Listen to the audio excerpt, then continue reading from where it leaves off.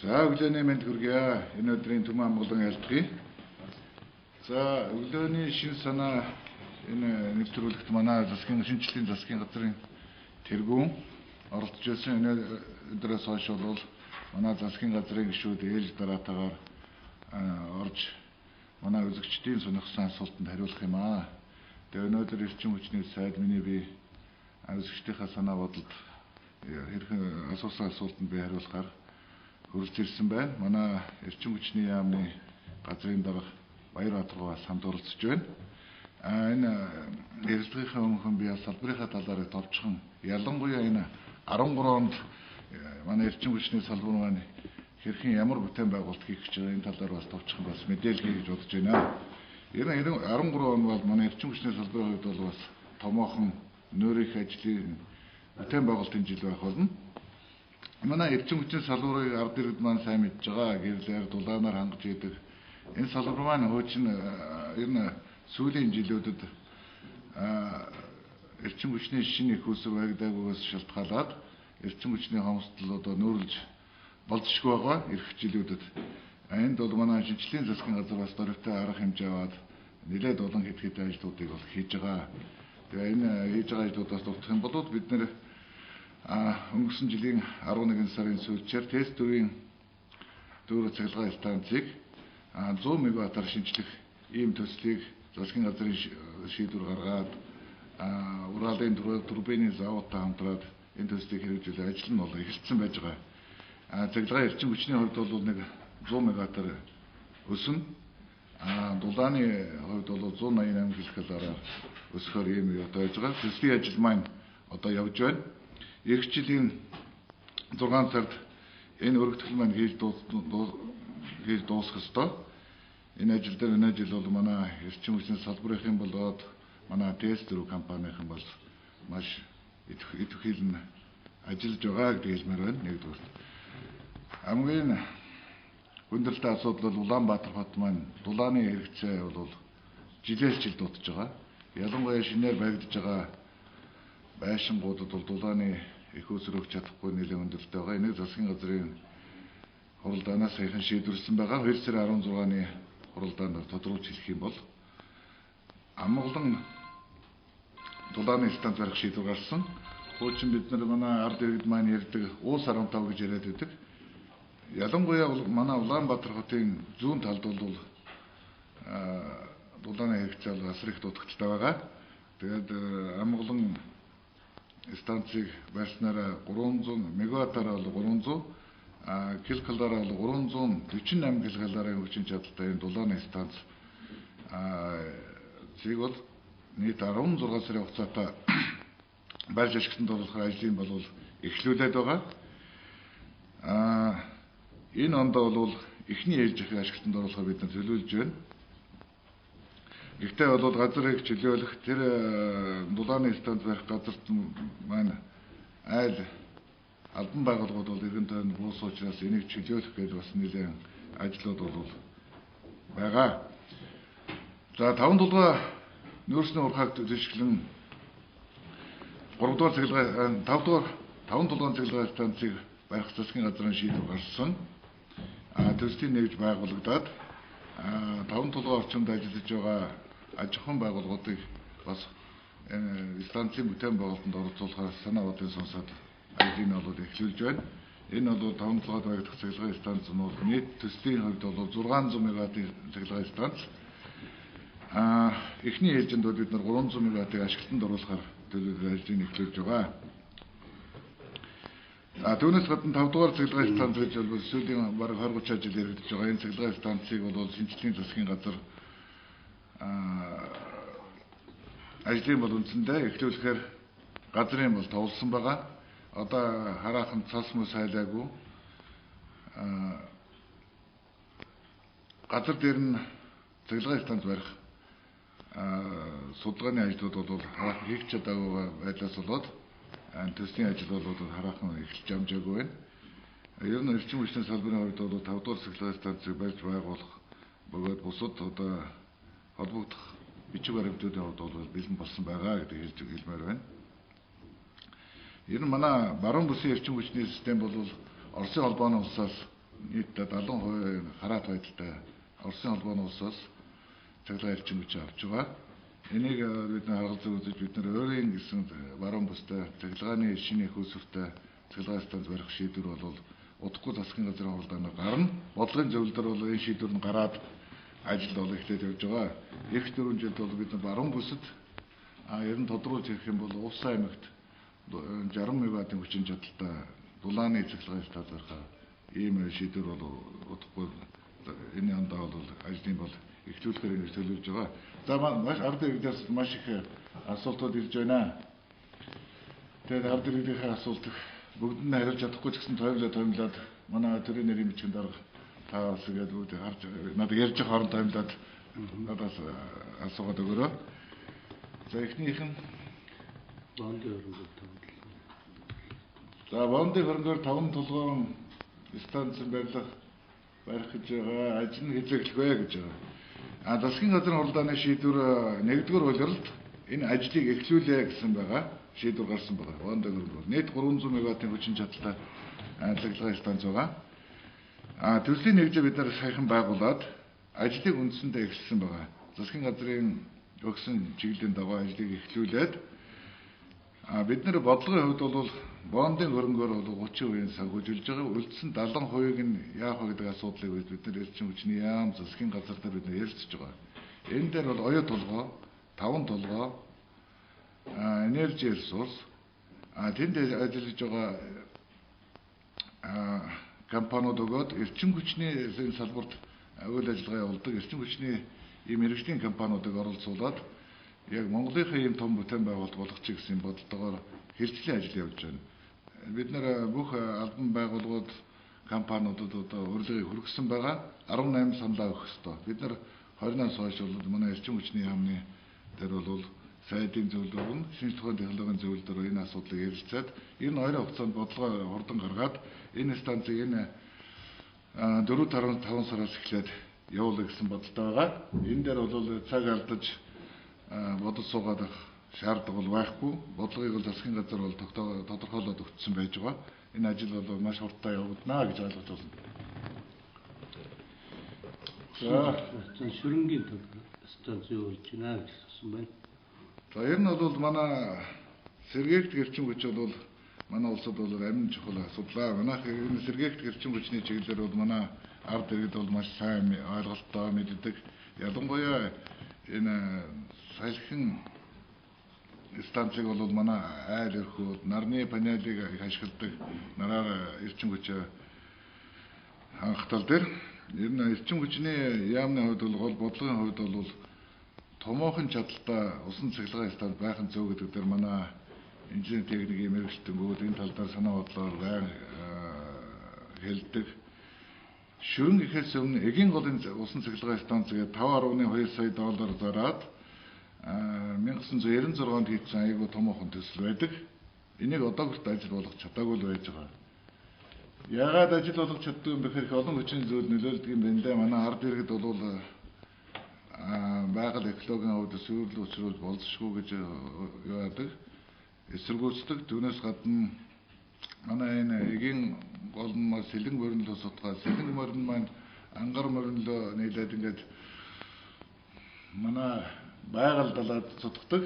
Инхээр Оросын холбооны улс бол энэ дээр бас таарамжгүй тооцоо судалгаатай хандахыг зөвлөдөг. Энэ төсөлдөр бол тэгээ юм учраас бас хараахан их сайн явж чадахгүй л ер нь бахан олон талын нөхцөл байдал шалтгаалаад байдаг юм аа. Түүнээс гадна энэ шүрэнгийн усан цахилгаан станц гэж сүүлийн хэдэн жилүүд эргэж байгаа маа. Энэ усан цахилгаан станц барих техник эдийн засгийн үндэслэл нь бол хийгдээ явж байгаа. Явагдах хугацаа нь бол 2.6 жилийн хугацаанд техник эдийн засгийн үндэслэл нь бол хийх юм байна лээ. Дэлхийн банктай хамтраад манай мэргэжилтэнгүүд бол хийж байгаа. Энэ төсөл ажлыг эхлээ 1 жил болж байгаа. 6 сарын дараа техник эдийн засгийн үндэслэл бол хийгдэж дуусна. Ер нь шүрэнгийн цахилгаан станцын хувьд бол эрчим хүчний сайдын хувьд бол ихэд бас усны боловсрол, ундрах, эрчимийн усан цахилгаан станц барихад бас болцоотой байж болох ийм төсөл юм а гэж би хувьдаа боддог. Ер нь бол энэ томоохон чадлын усан цахилгааны станц барих асуудал, эгийн гол ширүүн цахилгааны станц хэзээ нэгэн задлууд хийгдэж тарин энэ таарах. Гэхдээ цаг хугацааны хувьд бол жоохон удаашралтай явж байгааг хэлмээр байна. Хамгийн ихнийх нь гэхтэл би одоо 96 онд техник эдийн засгийн үндэслэл хийж одоо хүртэл хийж чадаагүй байгаа нь бол манай салбарынхан бас ард иргэдээ бас зөв ойлголт өгч, ялангуяа энэ улс төрчдөө бас зөв ойлголт өгч энэ цахилгаан станцыг барах нь зөв. Энийг бол бид нэр салбарынхаа гадна үлдээгээгүй бодлогын хүрээнд явж байгаа. Гэхдээ эрчим хүчний дулааны цахилгааны эрчим хүчний энэ хомсдол бодтой ойрын жилүүдэд нөөрлөж байгаа орхож байгаа учраас бид нар хамгийн дөрөнд шийдэх нь бол 5 дугаар цахилгаан станц, 5 тулгаан цахилгаан станцыг маш хурдчлан эхний ээлжинд оруулах ийм шаардлагатай гэсэн үгнээс бол энэ ажил. Бас иргэд бол юуны талаар асуусан байна. Эрчим хүчний үнийн талаар. Гэхдээ энд асуултын агуулгыг ингээ харахад бол үн нэмэгдэнгээл сүүлийн жилүүдэд бас ингээд ярьдаг нэгнээс 7 сарын 1-ээс нэмэгдэх хэвээр он гараад нэмэгдсэн байна, нэмээгүй байна. Гэхдээ энд иргэдийн санаа бодлоос ингээ харахад бол үнэхээр энэ үнийг чинь нэмэхгүй бол болохоо байсан юм биш үү? Энэ салбарч илгээрээ мөлхөж байгаа юм биш үү? Байдал ер нь бас иргэдийн зүгээс ийм одоо өнцгөөс харж одоо хандж байгаа нь бол бас энэ хэвчүүлтний салбарын ерөнхий одоо хөгжил одоо энэ хангамж энэний санхүүгийн байдал санаа зовж байгаа талаар асуудал тэг тавьж байгаа юм байна л да. Тэгээ энэ одоо үнэ нэмэхгүй бол энэ салбар чинь хүнд байдалд орж байгаа юм шүү гэж ингэж асууж байна. Энэ талаар яг вэ гэсэн юм бодлоо. За баярлалаа. Манай ард иргэд бол бас ялангуяа энэ дулаан цахилгааны үнийг бас их анхааралтай ажиглаж байдаг. Бас санаа зовж байгаа нэг бахархуйчтай байна. Ер нь сүүлийн 2 жилд эрчим хүчний дулаан цахилгааны үн бол ер нь хөдлөөгүй. Энэ хооронд бол байн хөдөлж идэг үн гэх юм бол одоо бас нефтийн бүтээгдэхүүнүүд бол байн өсөж л байгаа. Энэ нефтийн бүтээгдэхүүн өсснөөр манай эрчим хүчний салбарт бол бас ихээхэн бас өөрчлөлт орохоор л байгаа. Ер нь манай эрчим хүчний салбар энэ үн нэмэх тал дээр манай эрчим хүчний энэ үйлдвэрүүд бол үнэ нэмэх асуудлыг өнгөрсөн 12 онд тавьсан байгаа. Хавар бол энэ асуудлаа тавьсан байгаа. Энийг бол бас хэлцээд сая 13 онд ч энэ асуудлыг тавьсан байж байгаа. Тэгэд эхлээд бол юуны төрөнд бид нэр үн нэмэх гэдэг асуудлыг нухацтай, дөрвтөө судлаж ард иргэдэд зөв мэдээлэл гэсэн бодолтой байгаа. Тэгээд эрчим хүчний зохицуулах газар, шударга өртөөний төлөө газар манай яамныхан бол бид ажиллаж байгаа. Үн нэмэх зайлшгүй гэдгийг салбарын сайдын хувьд бол би ойлгож байгаа. Нэмэхэд бас учир бий гэдэг шиг юун дээр бид нэр одоо энэ дээр зарж гаргаад байна уу? Юун дээр нь бид нар алдаад байна уу? Энэ тал дээр бид нар бас дүгнэлт хий. Ямар ч гэсэн эхний ээлжинд бид нар энэ нүн нэмэхээс өмнө бол бид нар 13 оны эрчим хүчний салбарынхан маань ер нь хэмнэлтийн жил болгоё.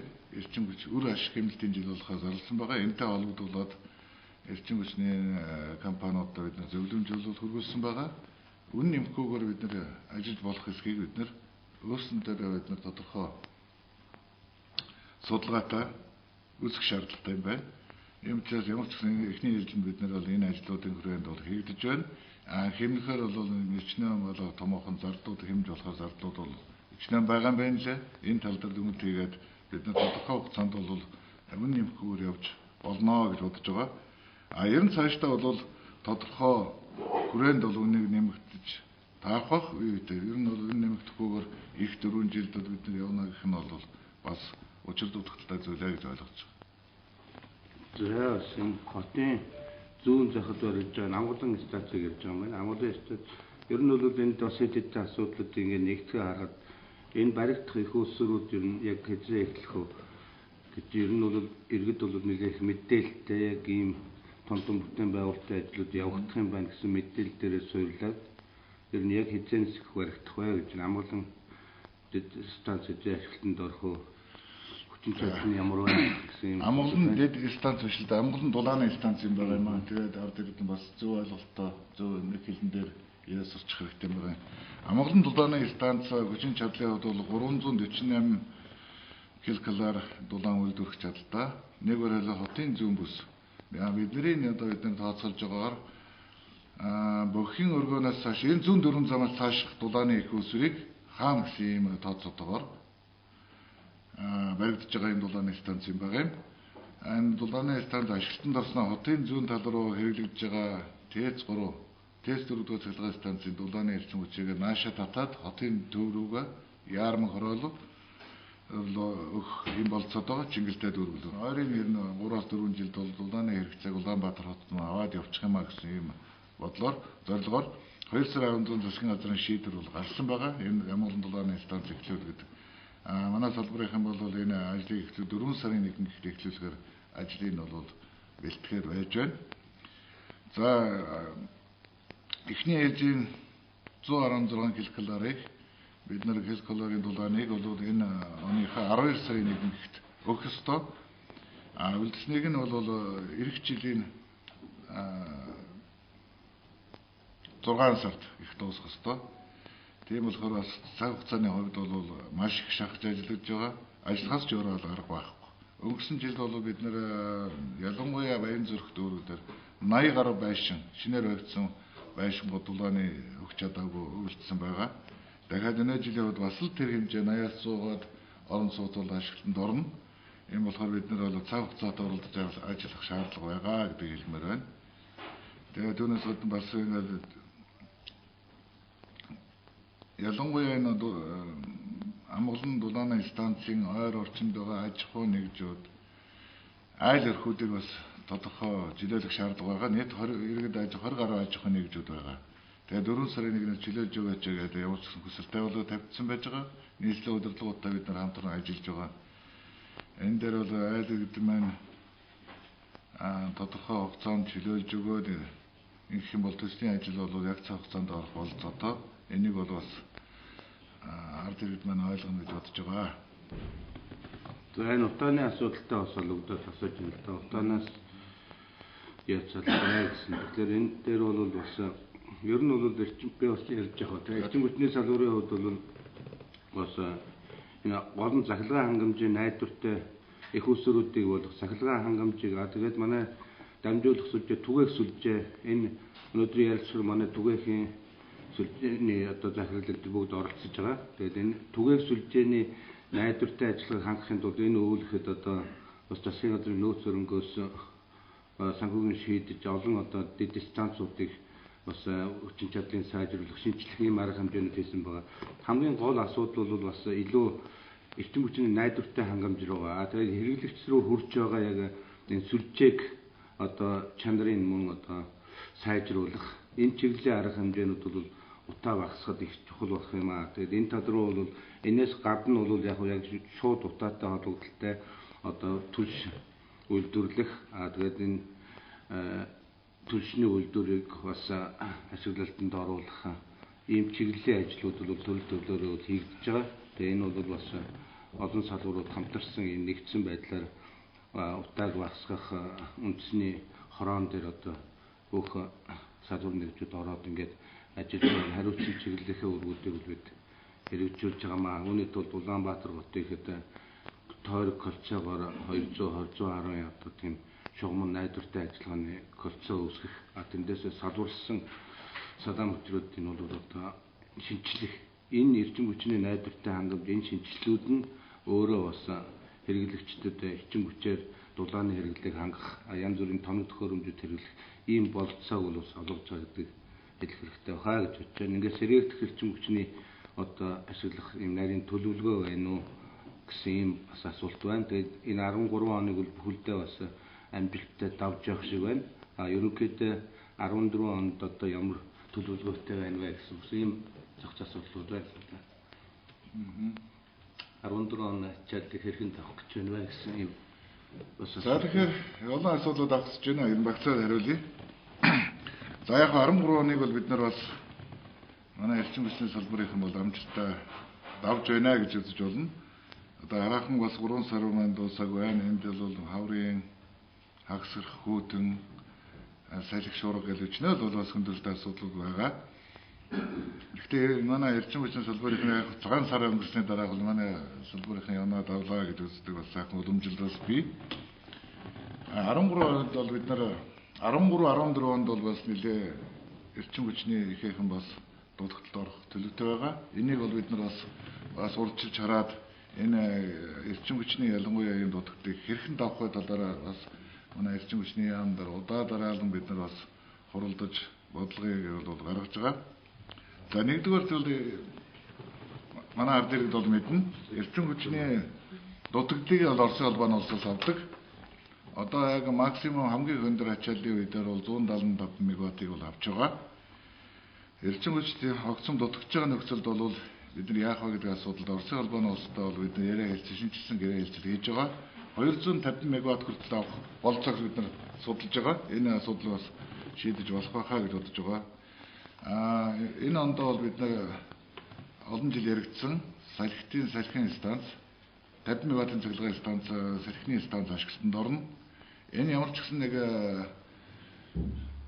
эд ачааллын үед бол 20-25 мегаваттын хүчтэй бас өгөх болцоотой гэж үзэж байгаа.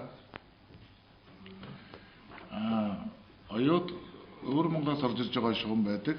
Оюут толгой газ дамжаад 5 толгой өмнө гоё орчим чойрын орчимд бол холбогдсон том сүлжээ бий. Тэр орчмын цахилгааныг энэ ондоо бид нар сүлжээгийн бий болгоод энэ компани хийж байгаа компани ажлаа маш хурдан хийчих юм бол өмнөний гоё орчимд бол бид нар хятадын өвөр Монголоос бол эрчим хүчний бас хомсдлыг тодорхой 50-60 мегаваттыг авч болох. Тэр орчимд ашиглаж байсан өмнөний гоё орчимд ашиглаж байгаа эрчим хүчийг төвийн эрчим хүч рүү ашиглах бид нар бас тодорхой нөөц бол байгаа. Тэгээ ер нь бол бид нар дотоод нөөц болцоогоо ашиглана гэж бид нар ярьсан.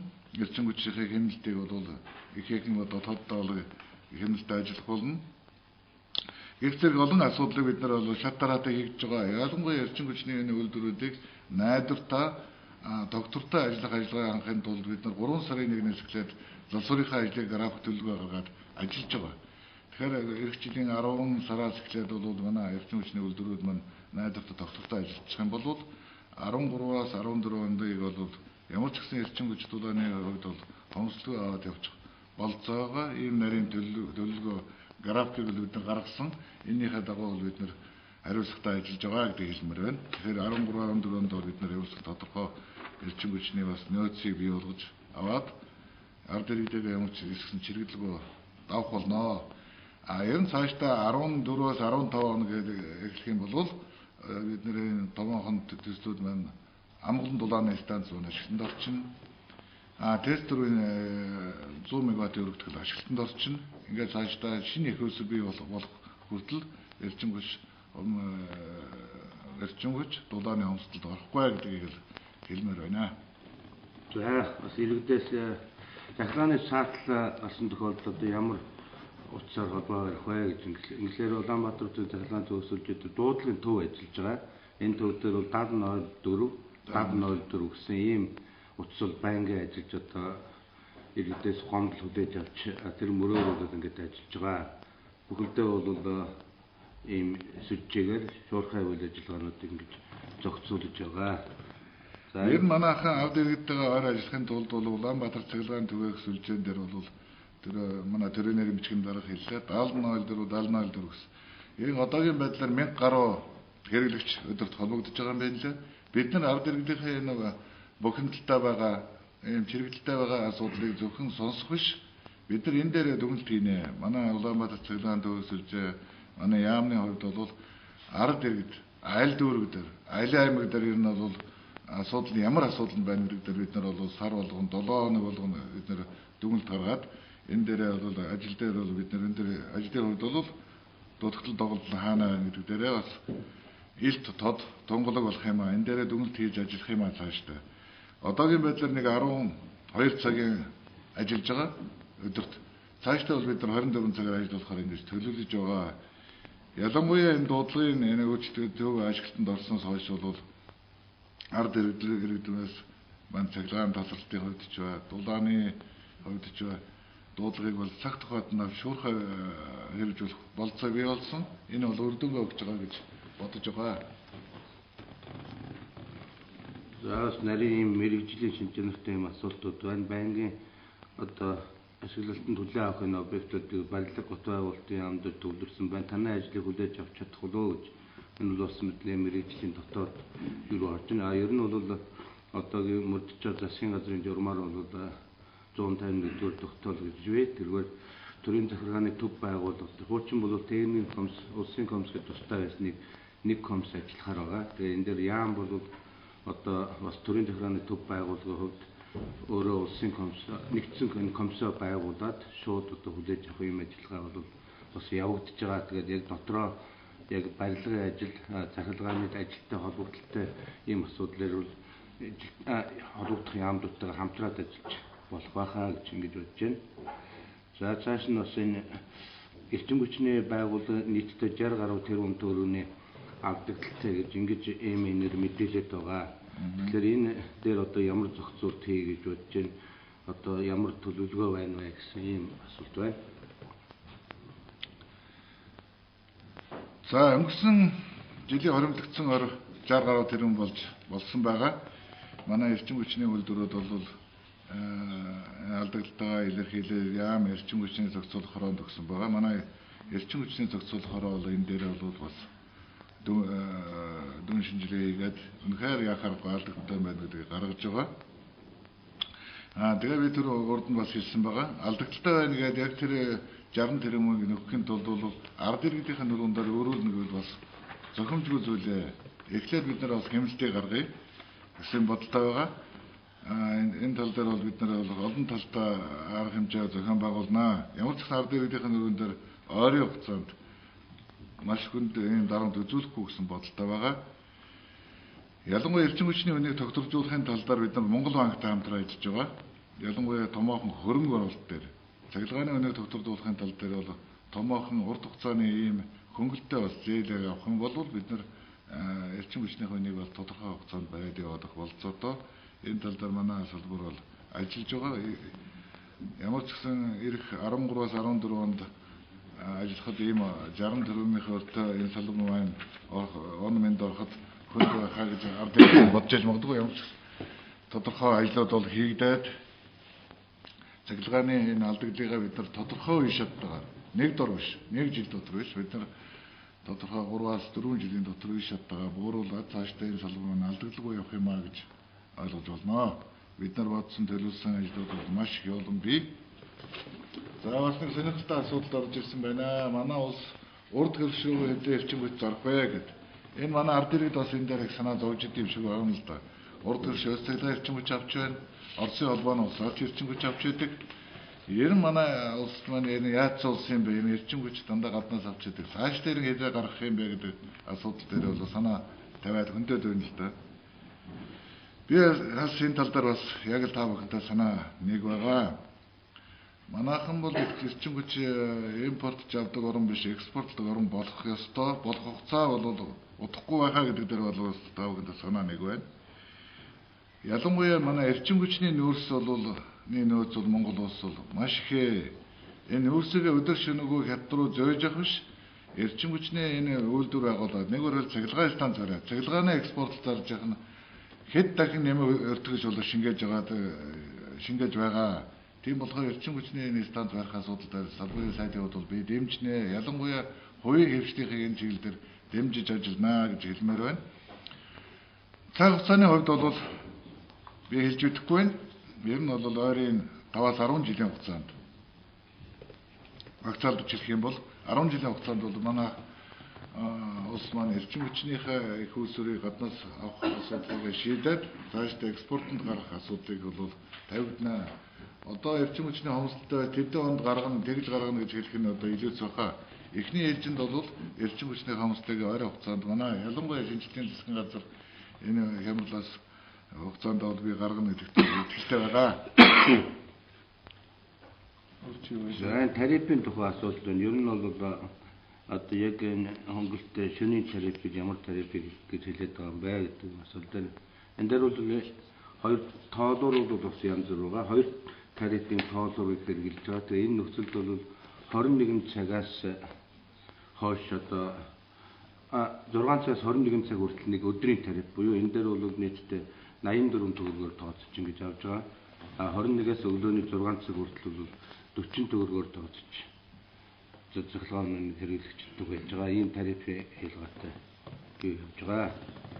Ер нь бас энэ томоохон бодлогын асуудлууд бас орж ирсэн байна. Сайдд хандаад энэ эрчим хүчний асуудал бол ер нь бол олон улсын хэмжээний томоохон асуудал юм аа. Тэгээд энэ дээр эрчим хүчний асуудал ер нь дэлхийн хэмжээнд одоо гол асуудлын нэг болчиход байна. Энэ тал дээр манай салбар ямар чиглэлтэй байх вэ гэсэн юм бас нэлээд өргөн хүрээнд ийм асуудал асууж байна. Мөн цөмийн болон сэргээгт хүчний чиглэлээр ямар бодлоготой байна вэ гэсэн ийм асуулт байна. За сүүлийн асуулт хариулъя. Цөмийн богоо сэргээгт хэрчиг гэж энэ хоёр хоорондоо бол холбогдохгүй асуудал байна. Хоёулаа эсрэг тэсэг. Сэргээгт хэрчиг хүчнийг бол манай салбарын хувьд бол тэргүүлэх чиглэлээ болгож ашиглана. Сэргээгт хэрчиг хүчинд маань юу ордог вэ гэхээр ус, салхиних, нар их. Энэ бол нөгөө байгалаа зогссон биднэрт одоо буян заяага илчил өгж байгаа. Ямар ч одоо буян нөгөө өксийг бол эргэж нэгтгэхгүйгээр ийм сайхан эрчим хүчээ байгаль экологид бол үнэхээр одоо хоргүй, хөнөөлгүй дахин нөхөн сэргээгдэж байгаа ийм эрчим хүчээ. Энэ дээр салбарын хувьд бол анхаарч ажиллах гол чиглэлээ болох зайлшгүй. Энийг бол дэмжиж ажиллаж байгаа. Саяхан засгийн газрын хуралдаанаар усан цэглэг цэглэгээ станц барихаар бид нар шийдвэр гаргасан байгаа. Манай Улаанбаатар хотын хаягдл цэвэрлэх усны станц гэж бий. Энийг түшиглэн 100 мегаваттын усан цэглэгээ станц барих ийм Мартимпекс компани төслийг бол засгийн газар бол дэмжиж гаргасан байгаа. Энэ бол концессийн гэрээгээр бол хийгдэж явна. Эхний ажил сэргээгт хэрчим хүчний чиглэлээр манай ард иргэд маань хэрэгжүүлж байгаа томоохон ажиллаа гэж ойлгож байна. Түүнээс гадна манай өнгөрсөн үеийн засгийн газрууд энэ сэргээгт хэрчим хүчин дээр бол томоохон одоо том дэвшлүүдийг хийсэн. 100 мянган нарны хөтөлбөр гээд хийсэн. Энэ хүрээнд бол 100-аад мянган айл өрх маань ялангуяа хөдөө малчин айл өрх маань сэргээгт хэрчим хүчээр нарны их өсрөг авч ашиглаж сулсан. Энэ ажилд төсөл маань амжилттай хэрэгжсэн гэж боддог. Ер нь тэгээд сэргээгт хэрчим хүчний чиглэлээр ажиллаж байгаа хувийн хвшлийнхэн бол маш их байдаг. Цөмийн энергийн хувьд бол цөмийн энерги бол дэлхийн нийтээр бол энэ чиглэлээс бол татгалзаж байгаа. Ер нь манай салбарын хувьд бол цөмийн энергийг ашиглах, цөмийн эрчим хүчний станц байгуулах энэ тал дээр бол дэмжихгүй. Энэ тал дээр бол засгийн газрын мөрийн хөтөлбөрч гэсэн манай эрчим хүчний салбарын хувьд бол ороогүй. Энэ тал дээр бол ойрын хэдэн жилдээ бол яригдах асуудал биш ээ гэж хэлмээр байна.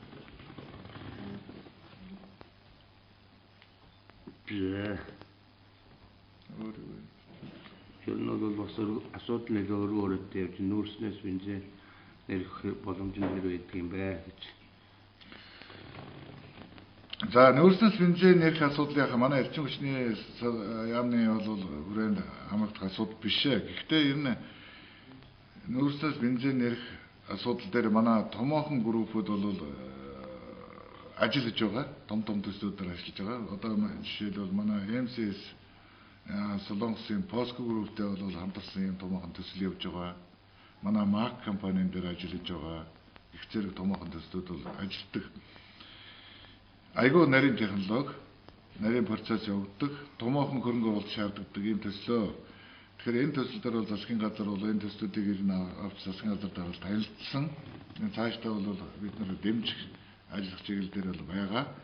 Энэ засгийн газар энэ чиглэл дээр баталгаа гаргах, санхүүгийн бас дэмжлэгч үзүүлэх тал дээр бас ярилцж байгаа. Эрчим хүчний асар их нөөцтэй гэж түрүүн бол эрчим хүчнийг нүүрсний асар их нөөцтэй гэж түрүү ярьсан. Нүүрсний асар их нөөцтэй бол нүүрсээс гаргаж авах. Нүүрснээс бид нэр төсөө гаргаад авах юм болцоо байж байгаад бол бид нар бас хараад дуугаа суугаад гэж болохгүй энэ төслийг бол дэмжих нь зайлшгүй. Энийг бол бас цаг хугацааны хувьд бол биелээ олох цаг хугацаа бол удахгүй ирнэ гэж хэлмээр байна. Байгууллагууд орон сууцнуудын хорооллууд ингээ барихад төлөвлөж байна. Эдгээр бол дулаан хангамж хөрөлцөхөө, дулааны хангамжаар одоо хангаж чадна гэдэгтэй гэсэн юм бас асуултууд байна.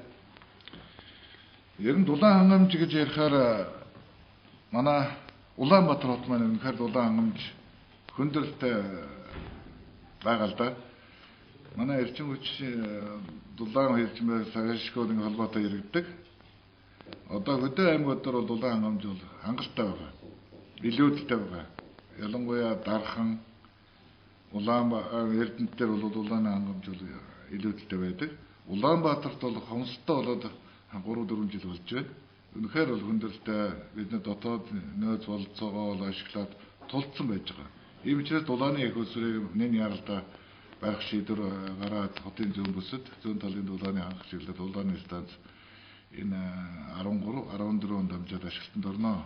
Ингэснээрээ дулааны эрчим хүчийг бол дулааныг бол тодорхой хугацаанд барих болохоос биш тодорхой хугацаа 3-4 жилийн дараа дулааны их усэр дахиад дутагтаад эхэлнэ. Тэгэхээр хямд үнэтэй орон сууцч өндөр үнэтэй орон сууцчмын ялгаагүй дулааны бол үргэлжлээ ханган анхгүй гэдэг асуудал үнэний хувьд бол асуудал биш. Ер нь салбарын сайдын хувьд бол дулааны хэрэглээг бол 19 онд бол ямар ч Улаанбаатар хотынхаа дулааныг бол тодорхой хугацаанд хаагаад явна. Шинэ их усроо 5 дугаар станц баригдаад орсноороо бид нар дулааны хэрэглээг бол хаах болцоотой. Ер нь бол дулааны хэрэглээ жил болгон өсч ил байна. Манай эрчим хүч бол хаагаад яваал байгаа. Энэ цаашдаа бол 2020 он гэдэг 5 дугаар цахилгаан станц баригдсанаар цахилгаанаа хаахгүй, дулааныг ч бас хаахгүй болчиход байна. Хаагдчихна гэж ер нь бол бид нар 5 орсноор бүх юм сайхан болцох юм шиг яригдаад байдаг. Тэгэхээр манай Улаанбаатар хотын хүн амын өсөн нэмэгдэж байгаа. Улаанбаатар хотж байгаа барилгачлалт өсөн нэмэгдэж байгаа. Энэ асуудал хаахгүй болчиход байгаа. Ийм болохоор бид нэр дөрөвтөө шинэ эрчим хүчний их усрыг ганц 5 дугаар станц ярих биш 5 дугаар станц, Багнуурын цахилгаан станц, Баруун бүсгээд цогцоор ярих шаардлага бий болсон. Зөвхөн амгалан дулааны станц гэж өнөө жилийн хувьд ярьж байна. Ирэх жилийн хувьд бол дараагийн дулааны станцыг ирээд энэ параллельны шийдэд явахгүй бол өнгөрсөн 10 жилийн хугацаанд бол ярьсан ажил бол хийгдэг учраас нэлээд хоцрогдсон. Ийм болохоор энэ жилийн хувьд бол станцуудын хувьд бол 3-4 цахилгаан станц зэрэгцэж явах хэрэгтэй. Дулааны станц гэсэн маань зэрэгцүүлэл энэ ажиллахаас аргагүй болсон. Энэ хүндрэлтэй байдлаас бол Улаанбаатар хотыг дулааны цахилгааны ачаалаас удахгүй гарах болцоо бол байгаа.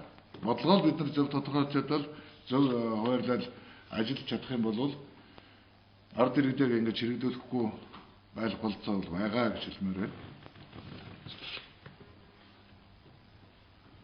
Аман эрчим хүчний юм хэмнэлттэй тохиолдол одоо гэрэл чэдэнгийн шинжин төрлүүд орж ирж байгаа. Тэгээ энэ бүгдийг одоо хэрхэн зохицуулж байна вэ гэсэн юм асуудал байна. За, ард иргэд аж ахуйн байгууллагууд хэмнэлттэй гэрлийн чийдэн ламп мөн хэмнэлттэй энэ зуухууд энэ хэмнэлттэй цахилгаан хэрэгслийн хэмнэлттэй технологиуд их оруулж ирж байгаа л да. Тэн дээр бол манай эрчим хүчний яам бол зөвлөмж гаргахаас илүү бид нар эрчим хүчний яам бол бодлогоор айл өрхөөч гэдэг юм уу тэг гэсэн шийдвэр бол гарах болцоогүй байж байгаа. Ер нь бол бид нар бас дөрөвтөө энэ тал дээр бол ард иргэдтэй энэ чиглэлийн компаниудтай хамтарч бол бид нар зөвлөмж бол сурчлагын ажил хийх нэг зохимжтой гэсэн бодолтой байдаг. Сурчлагын дутагтаад байна л гэж хэлдэг. Энэ дээр бас манай түгээх их ярьдаг зүгээр ер нь татварын бодлогоор нөлөөлөх боломжтой. Энэ чиглэлээр бас асуудал оруулах зүйтэй. Тэр нь улаанчдаг гэрэл чийдэнгүүдийг хориглох, эрчим хүчний хэмнэлттэй юм гэрэл чийдэнгүүдийг илүү оруулж ирэхдээ татварын бодлогын бас арга хэмжээнүүд бол авах зүйтэй. Энэ чиглэлээр бол бас санаачлал гаргаж ингэж ажиллах чиглэл баримталж байгаа гэдэг бас мэдээлэл байна. Айгүй нэг сонин тооцоо байдаг юм байна лээ. Филиппинд 6 жилийн өмнө энэ улаастдаг лампуудыг энэ цахилгаан эрчим хүч хэрэглэдэг ийм одоо бишн ч гэдэг юм уу ер нь энэ чиглэлийн тоног төхөөрөмжийг бол заскаас мөнгө гаргаад 100 гаруй сая доллар гаргаад бүх айл өргөд өнгөө солиод өгсөн юм байна л. Гэтэл энэ хэмнэлт нь нэг цахилгаан станцын хүчин чадлыг хэмнэсэн гэж байгаа. Яг ба Филиппин бол манай улсаас улхаа мараач маш өргөн брэнд хамрагдана л да. Тэгээ манай Монгол улсад маань нэг цахилгаан станц барих хэмжээний биш ч гэдэг 100 мегаватт ч юм уу 200 мегаваттын яс хэмнэлт үүсэх ийм болцоотой юм билээ. Цахилгаан станц барихаас дараа 3 дахин хямд үнээр ингэ шийдтсэн ийм туршлага байдаг юм билээ улс орнуудын. Тэгээ яг энэ дээр бол бас манай салбарын эдэмтэд мэргэдэд салбарынхаа удирдах ажилтнуудтай ингээд зөвлөж ярьж байгаа. Тэгэхээр энэ 13 оныг бол эрчим хүчний салбар эрчим хүчний үр ашгийг дэвшлүүлэх ийм жил болгож зарласан байна. Тэгэхээр үр ашиг дэвшлүүлнэ гэдэг асуудлаар бол бид энэ олон их усруудыг шинээр барихаар нэг талдаа ярьж байгаа боловч нөгөө талдаа бидний тооцоогоор бол одоо энэ энэ сая энэ яриад байгаа дамжуулах системийн утасны чанаруудыг сайжруулах, станцуудын одоо хүчин чадлуудыг нэмэгдүүлэх, тэгээд энэ дулааны шугам дээр хэл муу ялгаа байхгүй дамжуулах энэ магистрал шугамуудыг орчин үеийн одоо зэвэрлэлт багтай, зэвэрлэлтгүй тийм шугамудаар солих, энэ бүхнээс ингээд нарийн тооцол мөн нэг захиргааны систем тэмцэх хэмжээний ийм хүчин чадлуудыг тооцоолох гарч ирээд байгаа. Энэгээр бас энэ дутагдж байгаа хомсдлыг нөхөх ийм талыг үйл ажиллагаа явж байгаа гэдгийг бас хэлмээр байна. Улаанбаатар хотын бол ард иргэд маань их олноор суурьчилсантай холбогдоод үндсэндээ бол хүн амын даад газар нутгийнхаа хувьд замын хувьд нэлээд нэг дахин нэмэгдсэн болохоор асуудал нь өлгөндөлтэй байгааг бол ойлгож байгаа. Энийг үе шаттайгаар хөрөнгө оруулалтаар шийдээд дэд станцын асуудал, цэглэгааны холбогдлуудын асуудлыг бид нар шийдээд явчих юм бол ойрын хугацаанд энэ бас хямралууд бас гарах байхаа гэж бодож байна. Гэхдээ би харьцангуй верим ойлгож байгаа хөдөө орон нутгийн аймагуудаар бол ийм асуудал харьцангуй бас гайгүй байдаг. Улаанбаатар хотоор энэ асуудал айгүй хүндрэлтэй байдаг юм аа.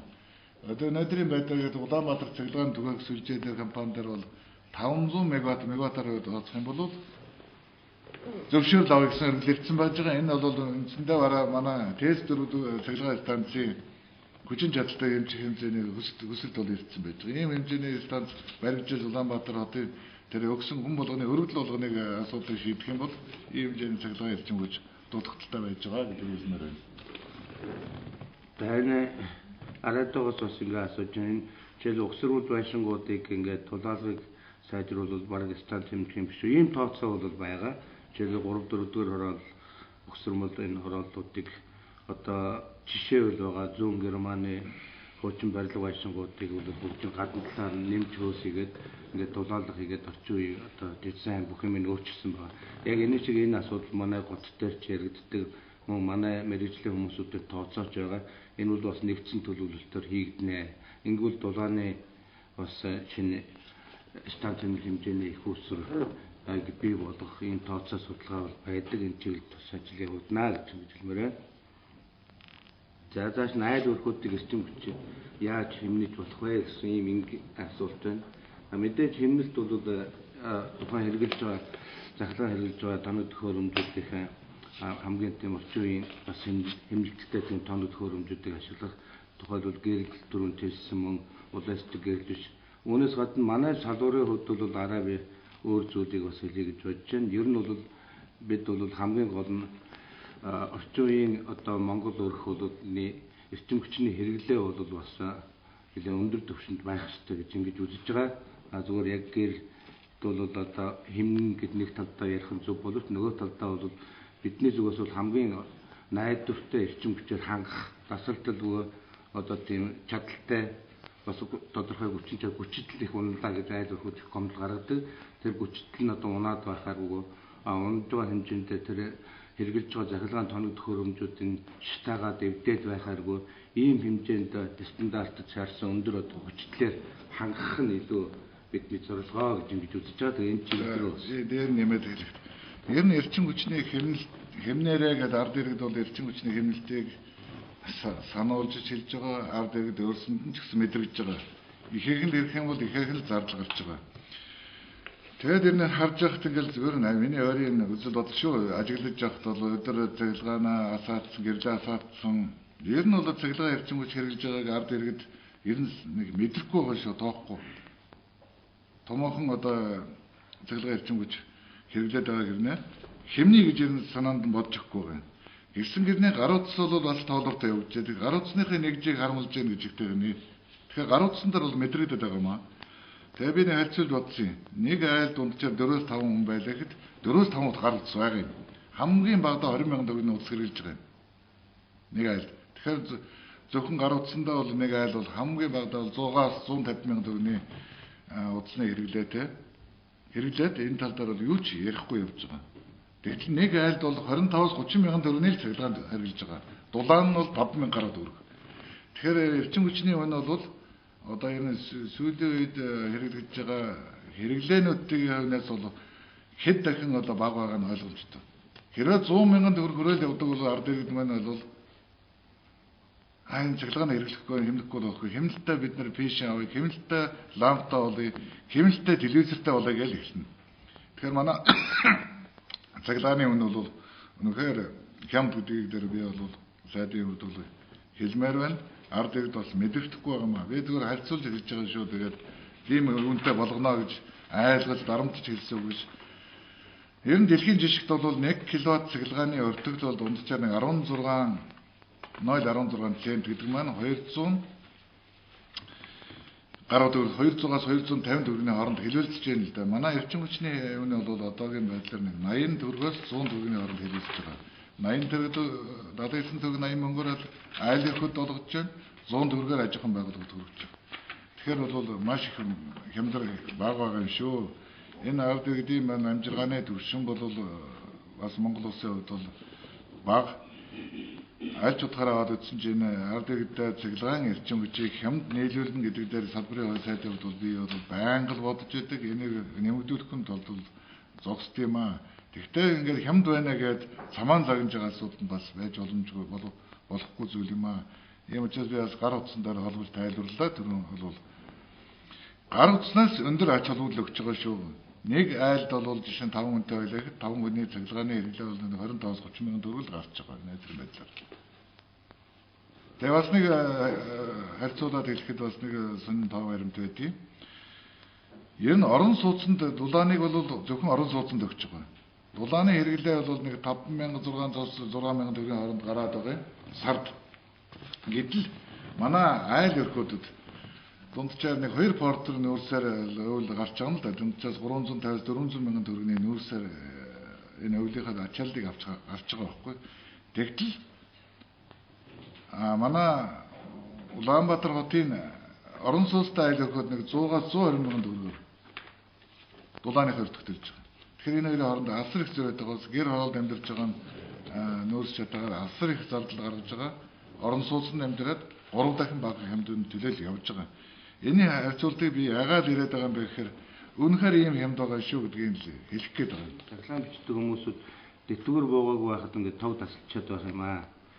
Энийг одоо хугацаанд нь өөрчлөлт оруулж болохгүй юу гэсэн юм. За энэ цахилгаан тасалдаг асуудал бол энэ загиргаадлын маш бүдүүлэг ард иргэдийнхээ одоо эрх ашигт одоо хандсан бүдүүлэг зүйлээ гэдэг тал дээр бол бид нэр ярьж байгаа. Өнгөрсөн 7 хоногт Улаанбаатар цахилгаан түгээх компанид ажилласан энэ тал дээр бол бид нар бас ярилцсан байгаа. Энэ 10 гаруй жилийн өмнө бол энэ загиргаадлын аргыг бол хэрэглэхээс өөр аргагүй байсан юм аа. Цахилгааныхаа үнэ төл мөнгө төлдөг 6 сар болцсон, 2 жил болцсон ч айлуу төлөв. Тэгэхээр ер нь ухамсараа төлөхгүй болохоор аргагүй нэрхэнд очиж тасалдаг асуудлууд бол байсан юм аа. Энэ тасалсны хүчинд бол ард иргэд маань эрчим хүчнийхээ мөнгийг төлдөг болсон, бас тодорхой журамд орсон байгаа. Одоо энэ загиргаадлын арга хэрэгслийг хэрэглэхгүй байхыг би Улаанбаатар цахилгаан түгээх компанийханд бол зөвлөмж болгосон. Эдгээр бол энэ тэглэл дээр бас тодорхой хэрэгц гаргахаар ажиллаж байгаа. Үнэхээр цахилгаан эрчим хүчийн нэг хэдхэн хоногийн дотор мөнгө төлөөгөө хугацаанд бол тасалж байгаа нь бол бас боломжгүй зүйлээ. Үнэхээр 2-3 сар болчихсон шүү манай ард иргэд. Энийг хаана анхаарыг. Энэ салбарын сайдын хувьд ч гэсэн би цахилгаан таслахгүй байх асуудал дээр бол тодорхой анхаарал тавьж ажиллая гэж хэлмээр байна. За энд бас нэлээд саналууд чамдан төслийг зүгээр дэмжиж байна. Ер нь бол бас нийтлэг ингээ харахад бол бас эрчим хүчний чиглэлээр явж байгаа энэ бодлого, үйл ажиллагааг бүхэлд нь дэмжсэн бас өөр тохиолдолд одоо үн тарифтэр ч гэсэн баг байгаа бас санаа зовсон ийм иргэдийн бас санал бодлого бол бас нэлээд санал бодлоо илэрхийлсэн байна. За энэ бас өмнөгийн зүгээр орон нутгийн асуудал байна. Манлай сумыг бол 5-7 станцаас өндөр хүчтэй шугамд ингэж холбосон байгаа. Тэгвэл энд заалтын зөрүү гарч байна гэж. Энэ бол бас шугамын алдагдлын зөрүү хаа гэж байгаа. Тэгвэл энэ дээр яг шугамын алдагдал ямар хэмжээ зохистой хэмжээнд байна уу гэдэг дээр бид бас хяналт тавья гэж ингэж бодож байна.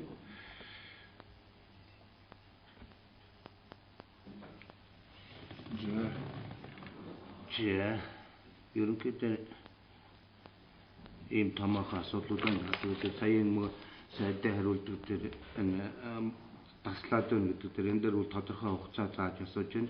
25-наас хойш тоог ингээд дор нь тасалдаг байсан бол одоо бичингүүтээ тасалдаг болцсон гэж сая бол яамны бодлогын зүгээс бас сайд тодорхой саналаа илэрхийллээ. Тэгээд энд манай эрчим хүчний болон түгээх сүлжээний захирлын бас сууж байгаа. Бидэнтэй хамт байгаа.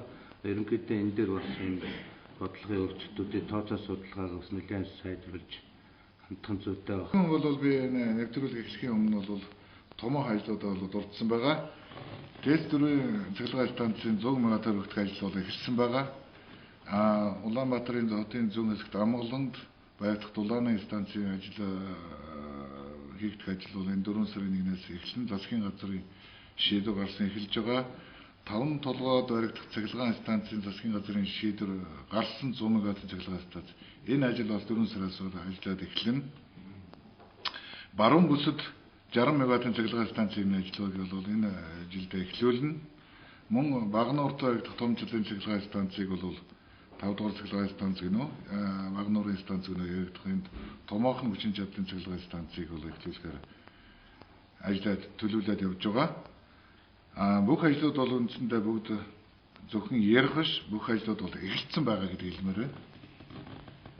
Ер нь бол би өөрөө Дархан уул аймагт олон жил амьдарсан улсын их хурлын гишүүнээр сонгогдсон хүний хувьд бол би их сайн мэднэ л дээ.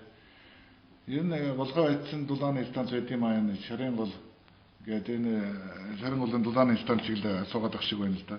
Сүүлийн жилүүдэд бол бас арай гайг болсон гэж ойлгож байсан чинь бас л дулааны хувьд бол бас доголдоод асуудал гараад байгаа юм байна. Явж гисэн чиглэлээр бол би Дархан уул аймагт ажиллахдаа бол асуудлыг бол газар дээр нь очиж үзэж хариу өгье.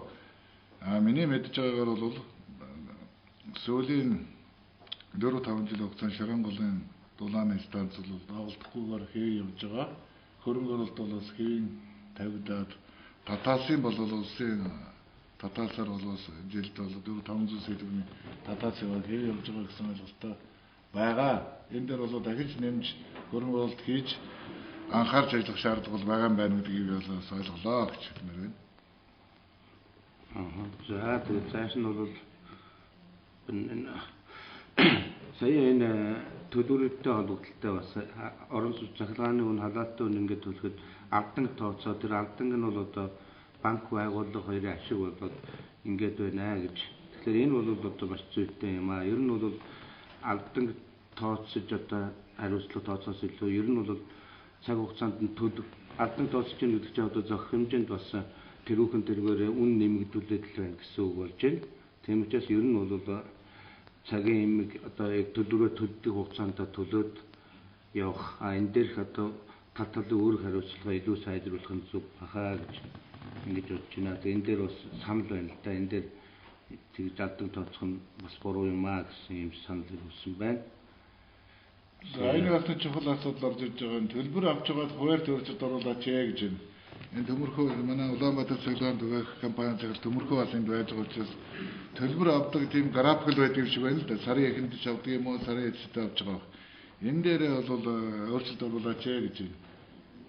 Энэ дээр өөрчлөлт оруулж болох уу? Энэ ард иргэдээ тулж ард иргэдийнхээ төлөө ажиллахын тулд бид нар төлбөрийн график гэдэг юм уу, энэ ард иргэдээ бас хүлээстэй хандаж болох байхаа энэ тал дээр бол манай компаниуд бас дөрөвтэй өөрчлөлт хийнэ гэж бодож байгаа. Удирдлагын төвшин ч гэсэн энэ чиглэлээр бол бид санал солилцсон. Энэ чиглэлийн томоохон ажлыг бол хийнэ. Ард иргэдээ бол удахгүй бас тайлбарлах болно гэж хэлмээр байна.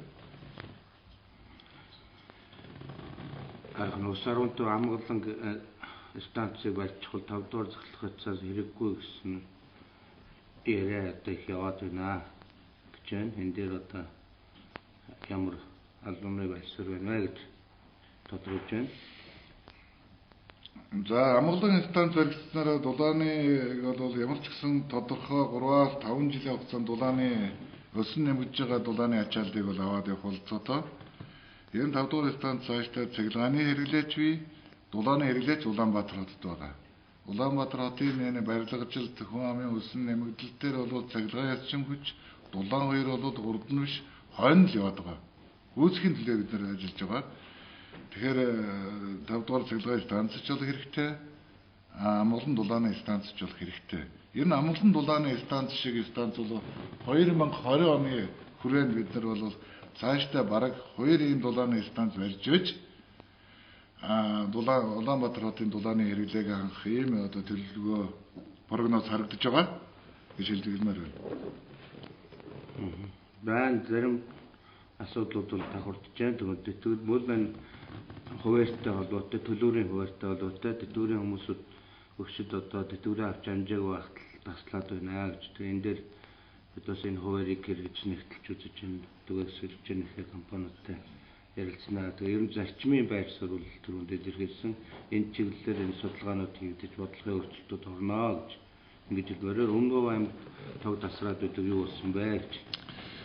За Өмнөговь аймгийн хувьд бол томоохон дэвшилт гарсан гэдгийг бас Өмнөговь аймгийн ард иргэд болно хүмүүстэй бол хэлмээр байна. Ер нь бол төвийн эрчим хүчинд холбогдоогүй ганц аймаг маань юу юм байсан Өмнөговь аймаг байсан. Өөрийн их усүртэй дулааны цахилгааны их усүртэй байсан. Өөрснөө нэг 6 мегаваттын эрчим хүч үйлдвэрлээд дулаанаа өөрөө хангаа явуулдаг байсан. Тэгээ эрчим хүчний энэ дулааны станц нь жил болгон доголдно. Энэ бол нэлээд доголддог, тасалддаг. Тэгээ эрчим хүчээр дутагддаг байсан. Төвийн эрчим хүчний системд холбогдсноороо одоо эрчим хүчний доголдол хомсдолд бол байхгүй болно. Байхгүй болж байгаа. Сая 2 сарын цагаан сарын өмнөхөн бол энэ ажлууд бол хийгдсэн. Зөвхөн Өмнөговь аймаг төдийгүй Өмнөговь төв бүсэд бол төвийн эрчим хүчний шугам бол холбогдсноороо найдвартай үйл ажиллагаа хангах юм болцоо үүсэж байгаа. Цаашдаа бол энэ Өмнөговь аймгийн хувьд бол хамгийн эрчим хүчний найдвартай аймаг болох болцоо бол байгаа. Оюут толгой өөр Монголоос орж ирсэн оюут толгойн шугам 5 толгойроо холбогдоод 5 толгойгоос Өмнөговьтай холбогдох юм шугамын ажлууд бол хийгдсэн. Үндсэндээ 95% гүйцэтгэлтэй явж байгаа. Энэ оны 6 сар гэхэд энэ ажлууд нь хийгдэж дууснараа эрчим хүчний хувьд бол нэгүгээр хэлбэл урт талаасаа авчдаг. Өөр Монголоос хойноосоо бол төвийн эрчим хүчтэй холбогдчихно. Ингэснээр Өмнөговь аймгийн ард иргэдэд эрчим хүчний тасалдал, хомсдол гэж байхгүй болно гэдэг хэлмээр байна. Тэгэхээр энэ мөн эрчим хүчний үйлдвэрүүд татаасаа олгооч гэсэн ийм санал ирж байна. Энэ бол бас сая тодорхой танилцуулсан. Үнэхээр одоо алдагдал татаас авахар хэмжээнд байгаа. Гэхдээ бид бол бас энэ татаасын тооцоо судалгаа хийгээд засгийн газар танилцуулахаар материалууд өгч байгаа. Нөгөө талаар бол бас арилжааны энэ үр ашигтай ажиллагч Монгол банктай ярьж, Монгол банкнаас бас гэрээ хэлцэл хийж их санхүүгийн их усрыг бүрдүүлэх замаар үйл ажиллагаагаа сайжруулах юм чиглэлийн арга хэмжээг авч байгаа гэж хэлмээр байна. За Солонгосоос орж иж байгаа манай Улаанбаатарын шөнийн гудамжуудын гэрэлтүүлэгний ажил хэр явагдаж байгаа вэ гэж. Энэ бол Улаанбаатар хот дээр гудамжны гэрэлтүүлгийн одоо бас сайжруулах юм төсөл мөн өөр талаар энэ чиглэлийн ажлыг хариуцсан гэрэлтүүлэг зэмлэлийн үйлдвэрийн томоохон ийм төсөвт аж ахуйн тооцоотын байгууллагууд ажилладаг. Энэ чиглэлээр ер нь бол энэ гудамж төслийн томоохон гэрэлтүүлэг ижвэрнээр нь одоо шинжлэх ийм том бүтээн байгуулалтын ажлууд бол явж байгаа. Оюут толгой компани маань өөрийн станц барьна гэсэн ийм засгийн газрын шийдвэртэй ажилласан юм байна лээ. Ер нь манай засгийн газрын хувьд бол манайхан миний хувьд бол оюут толгой Монгол улсаас эрчим хүчээ авах ёстой гэдэг байр суурин дээр байгаа. 5 толгойдор цахилгаан станц барина. Монгол улсын засгийн газар энэ станц дээр оюут толгой компани бол тодорхой хувийг эзэмшиж болно, хөрөнгөө оруулж болно гэсэн байр суурьтай энэ хилцэл бол ажил хийгдэж байгаа. Ийм бол оюут толгойд бол цахилгаан станц бол баригдахгүй. Монгол улсын засгийн газраас гаргасан шийдвэрийн дагуу 5 толгойдор цахилгаан станц баригдана. 5 толгойгоос баригдсан цахилгаан станцаас цахилгаан эрчим хүчээ оюут толгой авна.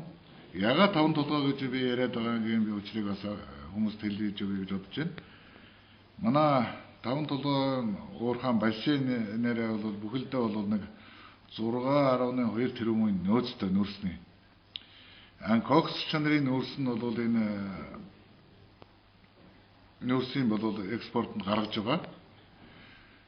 Хогсчдгүй энэ эрчим хүчний нөөц нь үндсэндээ хаягдаад Өмнөгов аймгийн нөөц шатж байна гэсэн телевизээр гарч ирсэн да хаягдаад байсан. Дөнгөн хэсгнийх нь нөөц эрчим хүчний нөөцийг экспортлж гаргаж чадахгүй учраас маш ихээр хаягдж байгаа.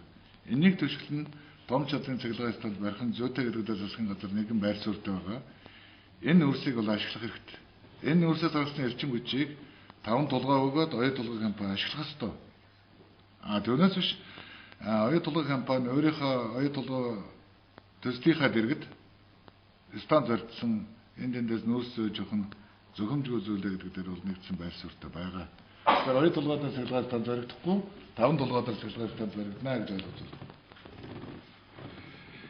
За мөн Т3, Т4 гэдэг энэ хуучин станцуудад төсөөлөд нэг өргөтгөл янз бүрийн юм хийгээд үр ашиггүй юм биш үү? Улмал одоо хүндрэлтэй байх юм даа гэсэн юм санал бодлоо яасан. Мөн одоо дэлхийн хэмжээний эрчим хүчний одоо чиг хандлага ер нь ямар байгаа вэ гэсэн юм асуулт байна. За тэгээ хариулъя. ТЭЦ-4 маань харьцангуй шинэ станц. Энэ ТЭЦ-4 ажилласан жилийн агаад үзэх юм бол 30 жил болж байна л да. Тэгэхээр энэ дээр бол сүүлийн 20 жилийн хугацаанд бол ТЭЦ-4-дөр маш их томоохон шинжилтүүд хийгдсэн. Японы засгийн газрын буцалтгүй тусламжийн хүрээнд хийсэн, төслийн хүрээнд, зээлийн хүрээнд хийгдсэн. Ер нь бол ТЭЦ-4 маань технологийн хувьд, тоног төхөөрөмжийн хувьд бол энэ орчин үеийн станцуудын хэмжээнд очсон. Ялангуяа байгальд үзүүлэх хор нөлөөний хувьд бол их багассан. Дэлхийн нийтийн жишгт бол явж байгаа томоохон хөрөнгө оруулалтууд хийгдсэн.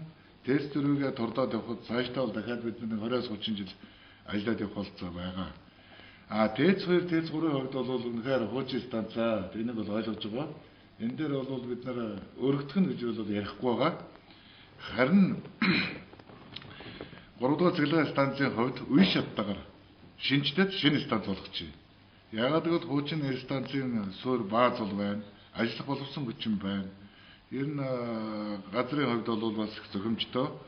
Цэглэгааны дулааны хувьд хотын ард иргэдэд хүргэж байгаа. Ийм болохоор байхгүй болгоч болно гэсэн асуудал байхгүй. Тодорхой үе шаттайгаар шинжилээд явхад шинэ станц 3-аас 5 жилийн дараа цоо шинэ станц болцоодоо маш бага хөрөнгөөр шийдвэрлэж болцоод. Тэгэхээр энэ чиглэлээр тийм бодлого барьж байгаа. Хоёрдугаар цэглэгааны станцын хувьд бол цаашдаа энэ станц маань шинэ их усрууд бий болсноор дулааны станц болох ийм бодлоготой бид нар ажиллаж байгаа. Улаанбаатар хотын баруун талын дулааны хэрэглээ бол бас л 3-аас 5 жилийн дараа дутагтаад эхэлнэ. Энэ үед одоо бид нар сая амгалан станцд барьдаг хэмжээний тийм дулааны станцыг суурин дээр ингээд хажуу талд нь чигмэ барих юм бол бариад барьчихад баруун талын хэрэглээ сөнгөн хайрах дөрөв. Ялангуяа Баян хошууны айл иргэдэд дулааныг хөрөх болцоод ийм станц барих юм төлөвлөгөө бол явж байгаа. Эрчим хүчний хөгжлийн дэлхийн чиг хандлага дээр бас нэг хэдэн зүйл хэлье гэж бодож байна. Ер нь бол уламжлалт одоо нүүрс гэж таах, нүүрсэн дээр суурьсан эрчим хүчний хэрэглээ өөрийн одоо 2025-30 он хүртэл бол энэ хэвээрээ хадгалагдах юм шиг байна. Тэгээд өөр их усрын атомын сэргээгдэх эрчим хүчний ийм юмнуудын хувь хэмжээ бол бүхэлдээ бол нэмэгдэж байгаа. Гэхдээ сүүлийн үед нэг гарч байгаа гол онцлог юу зүйл бол үндэстэн дамжсан тийм сүлжээнүүдийг бий болгох ийм асуудлууд нэлээд шинээр гарч ирж байна. Одоо манай улсын хувьд ч гэсэн ялгаа байхгүй одоо бид судалгааны төвшөнд хийж байна. GovTech гэдэг одоо сэргээгдэх эрчим хүчний Азийн одоо ийм нэгдсэн сүлжээ байгуулах энд зүүн хойд Азийн орнуудаас нэлээд идэвхтэй оролцох хамт олж ажиллахын чиглэлж байна. Мөн одоо томоохон сүлжээ Оросын холбооны улс хятад руу тэгээд хоёр төв дэлхийг дамжсан тийм сүлжээнүүд бол нэлээд сайжиж байгаа. Европын орнууд гэхэд мөн сэргээгдэх эрчим хүчээр одоо холбогдсон ийм томоохон сүлжээ CTEC гэдэг юм уу, DESERTEC гэдэг ийм одоо гэрээд сүлжээнүүдийг бий болгож байгаа. Энэ бол бас орчин үеийн эрчим хүчний дэлхийн чиг хандлага гэж ингэж хэлмээр байна. За 6 дугаар цэглэгээ станцыг хаана барих вэ? Бодлого байна уу гэж асуугаад байна л да. Бид нэр 5 6 гэж одоо ингээд тоогоор бол яриад байх шаардлагагүй болчихвол байна л да.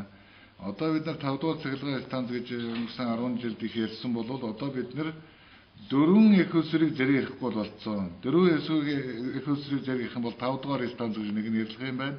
Нөгөөх нь 6, 7, 8, 9 гэж нэрлэх нь байна л да. Одоо 5 дугаар цахилгаан станцаас гадна 5 дугаар цахилгаан станц гэсэн. Бид нар 6 дугаар гэж нэрлэх юм уу? Яах юм бэ? Одоо таны асуусан асуултанд хариулахын тулд би бодож л сонно л да. Бид нар бол нэг тоо ярих биш. Дөрвөн их усрын асуудал ярьж байна. Ер нь 5 дугаар цахилгаан станцын ажил өнөө жил бас эхлүүлнэ, ажил нь эхэлсэн, засгийн газрын шийдвэр гарсан гэдэг хэлмээр байна. Багнуурдаар байхад том чадлын цахилгаан станцыг бол бас өнөө жилээс бас яригдж эхэлж байгаа. Бас барих шаардлагатай болчихсон. Зөвхөн 5 толгойг нэ 5 дугаар цахилгаан станц баригдсанараа Монгол улсын эрчим хүчний хэрэглээг бол хаахгүй. Бид нэр даруй 4 их усүр зэрэг явж иж гэмээр эрчим хүчний хэрэглээгээ бол их 2020 онтод болоход бол хаагаад явах юм аа гэж хэлмээр байна. За мөн 4-ийн өргөтлөө 100-аар хийчих юм байна, 3-аа 5-аар өргөтөх юм байна. Ингээл ер нь 5 хэрэг байгаа мó гэсэн ийм асуудал. Гэтэ ер нь бол сая сайд хэллээ 5, 6 одоо энэ 7, 8 тоогоор ярьдаг нэг ийм энгийн юмнуудад бас үндсэндээ одоо үе өнгөрөөж байна. Ерөнхийдөө бүхэлд нь том эрчим хүчний хангамж сүлжээгээр ярих юм том бүтээн байгуул 5 толгой дээр байж байна. Баруун одоо аймагуудын сүлжээн дээр ясан мөн 60-100 мегаваттын бүтэн чадалтай ингээд Багнуур дээр бас баригдах, Чойр дээр баригдах, мөн Шүрэн, Эгийн гол гэдэг ингээ энэ томоор наваад үзвэл одоо энэ 1 2 3 4 5 гэдэг бол нэг тийм ачааллуудтай биш. Том сүлжээгээрээ ярих юм бол эрчим хүчний хангамж бүхэлдээ их сайжрах юм болцоо бүрдэж байна. Ингээд нэгээр нь одоо тэрэнд байвал тэрэнд байхгүй юм байна гэдэг ийм ойлголтууд бас үе өнгөрөөсөө гэж ингэж хэлмээр. За энэ Хэнтэй аймаг дээр байх чандганы станцын талаар асуултууд их орж ирсэн. Тэр нь энд бас орж ирээд байх шиг байна. Энэ хувийн хэмжлэр байх цахилгаан станцуудыг бол би сая бол орох томоохон төслүүдэд дурдсан өнгөрлөө уучлаарай. Хэнтэй аймгийн чандган дээр байх цахилгаан станцын техник эзэн засгийн үндэслэлийг бол өнгөрсөн жил хийж дууссан. Барих цахилгаан станц барих хүсэлтэй бол эрчим хүчний яам илэрхийлсэн. Энэ зохицуулах хороондор үн терапийн зохицуулалтаа хийх гээд нэлээд тодорхой хугацаа саадж байгаа. Зохицуулах хороонтой асуудлаа болоод Монгол улсын эрчим хүчний систем айл өрхөөдөд хэдэн төрлийн цахилгааны нийлүүлэх тохирчих юм бол энэ барих гэрээний асуудал удахгүй ширэгдэж ажил эхэлнэ. Түүнээс гадна манай одоо энэ хавар 4 сард ажил эхэлнэ. Могоон голын усан цахилгаан станц, усан гинэ Могоон голын станц гэж ярьдаг. Тэрмэн нуруу орчинд баригдаж байгаа New Asia Mining Company 100 мегаваттын хүчин чадалтай цахилгаан станцын барих ажлын энэ хаврыг эхлэнэ. Энэ бол энэ төслөө айгүй үр дүнтэй хурдтай явж байгаа гэдэг хэлмээр байна. Yani Asian Super Grid-ийн бол их томоохон бодлого барьж байгаа. Зөвхөн аймаг биш сум дээр бас дулааны бодлого барих цаг нь болчихжээ. Би яг бага шатаас эхлээд ирээ. Урд манай сум дээр дулааны станц гэж байгаагүй. Жохон нам даралтын уурын зуухуд мод түлээд идэг. Одоо манай байгаль орчинд өнөхөр халтаа болж эхэлж байна. Мод сургуулийн мод юуны сумын захиргааны модны мөнгөд кубаар ингээд бэлтгэдэг байсан. Энэ нь бол өнөхөр болохоо байдсан. Тэгэхээр энэ нүүрсээр ажилладаг бага уурын дулааны станц барих шаардлагатай болчихсон. Нэг их усрээс одоо дулааны станцтай энийг сумдын одоо нэг 5 6 байгууллагад л дулааны хангаж идэг. Тэгэхээр энийг хангах шаардлагатай болчихжээ гэдэг нь одоо хуучин яадаг зуух галлаад уурын зуух галдаг нь бол үе өнгөрөөч гэдэг харагдаж байгаа. Энэ чиглэл дээр бол бид томоохон бодлого боловсруулад удахгүй засгийн газрын оролдонд оруулна. За аймагуудын дулааны станц бол бас л үе өнгөрөөдсөн 30 40 жил болцоодсон. Тэгээ энд чинь аймагуудаар халуун усанд орох болцоо байдгүй шүү дээ.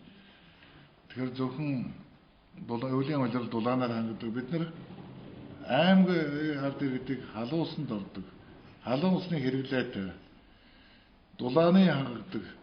Ялангуяа аймгийн төвүүд дээр ард иргэд маань өсөн нэмэгдэж байгаа дулааны хэрэгцээ хангах хууц ийм дулааны сүүлийн үеийн орчин үеийн дулааны станц барих шаардлагатай гэдэг дээр бол санал бол нэгдээд ер нь бол аймаг дээр зөвхөн дулааны станц гадна тодорхой хэмжээний цахилгааныг бас хамтан гаргаж яадаг. Зөвхөн дулаан гээд нэг талыг барихгүй тодорхой 3 мегаватт гэдэг юм уу 5 мегаваттын чадaltaй цахилгааны бас үүсгүүртэй дулаантай цахилгаантай хамтран бас ийм шийдэх бас хуулиур хэрэгдэж байгаа. Энийг бол манай салбарынхаа томоохон мэрэгчлэнгүүдтэй бид нар бас томоохон эрдэм шинжилгээний бас хурлын хэмжээнд бол ярилцсан. Энийг засгийн газрын хүрээнд ярилцсан, бодлогын хүрээнд зөвлөл дээр ярилцж байгаад томоохон тодорхой зөв шийдэлтэй нэг шийдлэрг орно гэж бодож байгаа. Одоогийн байдлаар бол манай дэд сайдаар агсан ажлын хэсэг бол яамны хүрээнд бол ажиллаад бодлого бол гаргацсан байгаа. Энэ ард иргэдийнхээ санаа бодлыг сонсон, эрчим хүчнийхээ энэ салбарын мэрэгчлэнгүүд докторуудыг үгийг сонсож нэгдсэн нэг том бодлогын хүрээнд ажиллах цаг нь болсон. Тэгж ажиллах гэж бодож байгаа. За дашсыг доктор үнсэн яаж ашиглах вэ гэж асуугаал байна л да. Ер нь бол үнсийг бол эрчим хүчний станцуудын үнсийг ер нь ашигладаг олон жил явж ирсэн. Өнгөрсөн жилээс эхлээд энэ блокны үйлдвэр, цементний үйлдвэрүүдээр ашиглахаар эрчим хүчний энэ үнсийг бол ер нь бид нэр яаж одоо хаях вэ, яаж зөөх вэ гэж асуудалд орох биш. Одоо ер нь сүүлийн үед бол хөрөлцөхгүй шатанд орох юм одоо гэж байгаа. Энэ чиглэлийн барилгын үйлдвэрүүд бол маш хөгжиж байгаа. Тэгэхээр үнсийг бол газар дээр тодорхой үнээр бараг барлуулах ийм шатанд ирнэ гэдэг дээр итгэлтэй байгаа. Одоо тест дээр энэ айгуу томоохон төсөл явж байгаа. Энэ дээр бас блокны том үйлдвэр энэ жилээс эхэлж барилгын ажил эхэлнэ. Цаашдаа энэ Монгол улсын хэмжээнд бол томоохон хэд хэдэн цементийн үйлдвэр ашиглалтанд орох гэж байгаа. Ийм болохоор энэ эрчим хүчний шатсан энэ нүүрсний энэ үнсийг бол ашиглах орцонд заавал орд юм байлээ цементийн үйлдвэр. Ийм болохоор манай энэ эрчим хүчний үнсийг хаях гэж зовхгүй цаашдаа бол зарах болцоо үүснэ гэж ойлгож байна. За мөн одоо энэ юуны асуудлууд талархад илэрхийлсэн бас нэлээ саналууд байна. Тэгээд одоо сайдын ажлыг аваад жил гаруй болж ерөнхийдөө жилийнхээ ажлыг бүхэлдэн тайлагнаад явал бас олон түмэнд төвтэй болно. Тэгээд бас өдөрлөөн зүгээс талархал илэрхийлсэн ийм саналууд бас нэлээд байна. Энд бас нэг гэр хорооллын асуудал байна. Гэр хорооллын дулаан хангамжийг эрчим хүчээр шийдэх боломж байгаа юу? Энд судалгаа хийсэн үү гэж ийм асуулт байна. За гэр хорооллын дулааны хангамж ер нь бол эрчим хүчээр энэ дулааныг шийддэг болсон. Сүүлийн хөгжилтэй орнууд дээр бол энийг бол хийгдэж байгаа. Яг эрчим хүчний хөөсөр одоохондоо жоохон дутагдж байгаа болохоос биш цаашдаа 2017-оос 20 оны төвшөнд эрчим хүчээ бол бид нэр хангалттай болчихно. Энэ үед бол зөвхөн нүүрсээр, үнсээр хэрэгэлдэг биш. Нүүрсээр хэрэглэхгүйгээр цахилгаанаар халаагаа явах болцоотой байж байгаа. Одоогийн байдлаар ч гэсэн гэр холын айлуудад хөнгөлөлтөө эрчим хүчний тарифаар хөнгөлөлтөд зуухыг бол нийлүүлж байгаа.